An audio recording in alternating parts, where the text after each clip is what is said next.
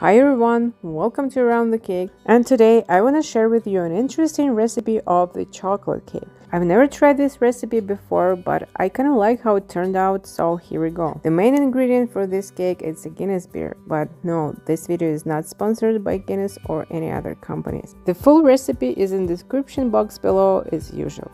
Pour Guinness into a saucepan and add some butter. And yes, you can make this cake for the kids, because an alcohol will completely bake out.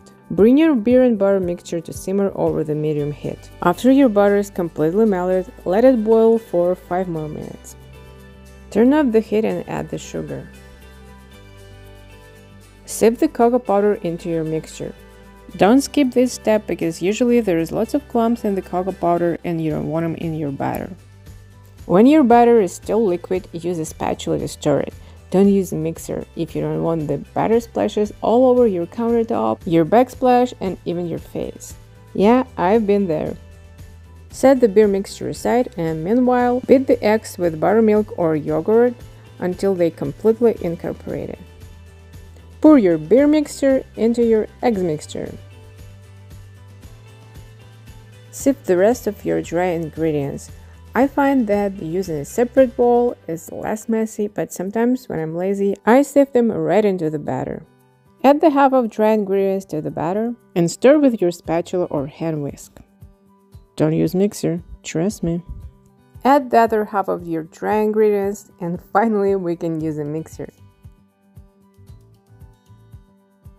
Divide the butter evenly between two 6-inch pans.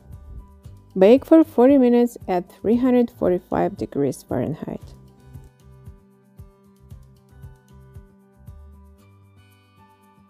Let your cakes cool for 1 hour on a cooling rack. And here we go, beautiful moisturized chocolate cake. Before assembling, I always recommend to wrap your cake in plastic and let it rest in the fridge for at least 1 hour. But over the night would be even better.